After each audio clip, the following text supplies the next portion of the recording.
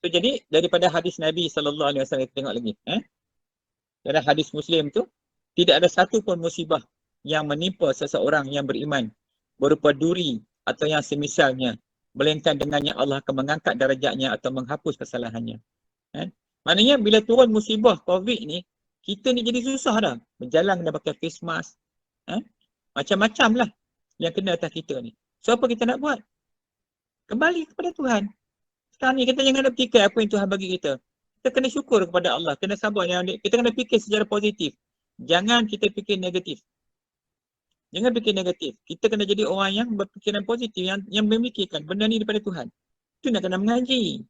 Kalau kita tak mengaji, kita dah nampak benda ni apa ni. COVID ni kenapa? Duk cari macam-macam. Konspirasi lah itu ni. Kita dah fikir bukan-bukan. Seringnya kita yang pening. Kalau baca dalam grup-grup WhatsApp tu, macam-macam dia orang tulis. Nak beritahu itu, beritahu ni. Tapi hakikatnya, kita kena balik kepada Allah. Balik kepada semua ni datang daripada Tuhan yang satu. Dialah yang qahar. Dialah yang gagah perkasa. Tak ada lagi Tuhan selain Allah. Sebab tu kita kata apa? La ma'buda bihaqi illallah. Tidak ada yang wajib, yang disembah, diabdikan diri, melainkan kepada Allah. Tu kita dah baca selalu tu.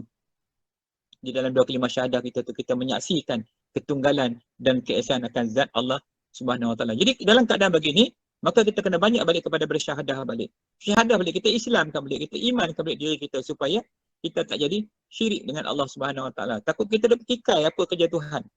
Kita cakapkan makhluk tu, marah kat COVID. COVID siapa bagi jadi? COVID tu Tuhan yang bagi jadi. Tuhan yang cipta. Mana ada makhluk dia cipta COVID? Makhluk kalau dibuat pun dalam amal sekalipun, hakikatnya yang menjadikan tu tetap Allah Subhanahu Wa Taala. Okey. So jadi kita faham dah bahawasanya musibah ni bila datang kepada kita, maka itu adalah ada hikmah dia. Nak tengok hikmah ni yang susah ni. Ya ke hikmah? Itu yang menyusahkan kita ni. Kita nak fikir gitu. Selama ni kita senang, boleh pergi kenduri, boleh pakai lawa-lawa, boleh melaram. Sekarang dulu Allah Nabi kata, pakai pakaian tutup aurat. Kalau perempuan tu pakai hijab, purdah lah ni, habis bukan dekat perempuan, dengan lelaki pun dah pakai purdah dah. Tutup muka tu, face mask tu. Jadi, hilang dah. Nikmat pergi jumpa makan kawan, boleh salam, boleh peluk-peluk, cium lagi. Cium pipi ni sekarang ni, cium lah.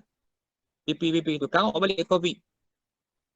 Jadi, bukan dah. Segala nikmat tu dah tak ada. Tuhan ambil balik. Pasal apa? Yang bagi nikmat tu Tuhan. Yang tarik balik nikmat tu dia juga. Dia bagi, dia nak bagi tengok. Manusia syukur tak? Rupanya ramai yang tak syukur kepada Allah. Ramai yang jadi sombong. Ramai yang jadi bongkok sebab reta yang. Dengan sebab reta tu bergaduh ria rendah. Berkelih sini sebabkan reta dunia. Sebabkan dunia tu.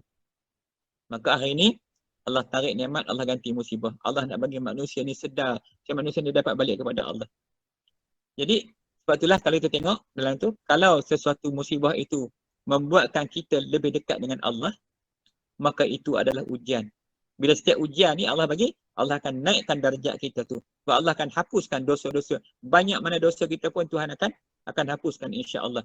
Tetapi andainya bila kita pandang musibah tu yang menyusahkan kita, dia buat kita jadi kacau bilau, huru hara, berniaga tak boleh, maka itu adalah bala. Sebab apa?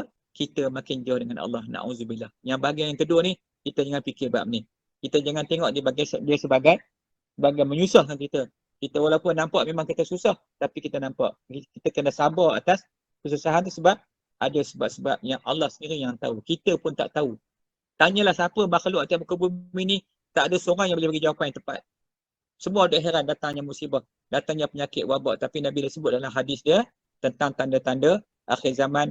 Ni dah Nabi dah khabar dah. Nabi dah beritahu awal lagi dah. So ini salah satu yang datang kepada kita ni, sebahagian daripada tanda-tanda akhir zaman tu. Ini perkara. So kita ambil faham malam ni. Jadi apa yang datang kepada kita, kita kena redha dan terima dan kita layan dengan baik-baik. Dengan kita mendekatkan diri kita lagi kepada Allah. Macam mana nak menghilangkan keresahan kita? Nak menghilangkan ketakutan kita dengan COVID ni? Kita balik kepada Allah. Kita banyak berdoa kepada Allah. Banyak beristighfar kepada Allah. Banyak berzikir macam tadi kita buat. Kalau ada orang tanya, Ustaz, kalau saya nak buat zikir siang-siang tu boleh tak? Risau sangat lah Ustaz. Macam-macam dia fikir. Tak apa. Siang-siang baca seseorang kat rumah. Semua dah ada dah. Kita dah bagi dah nota tu. Baca je kat rumah. Masa bila kita nak baca? Sehari 3 kali. Baca dah 3 kali. Jangan tak baca sudah. Buat. Semua orang boleh buat. Bebas. Benda ni kita buat ni, kita buat terbuka. Kita bukan tutup. Kita bukan sembunyi. Kita memang kita nak ajak lagi. Kalau boleh biar ramai. Kalau malam macam begini, kalau orang yang mana tak ada kerja mana malam tu, biar kita ramai-ramai duduk dalam Google Meet ni. Dalam mana media sosial kita. Zikir kepada Allah. Kita nak sombong apa, tak boleh, nak keluar pun tak boleh. PKP sekarang ni kena tangkap 1,000. Kita duduk kat rumah ni sebab nak uzlah. Jadi waktu uzlah ni lah waktu kita beribadat kepada Allah. This is the best time untuk kita mendekatkan taqarrub ila Allah. Kita dekatkan kita kepada Allah daripada kita buat benda yang larung. Begitu.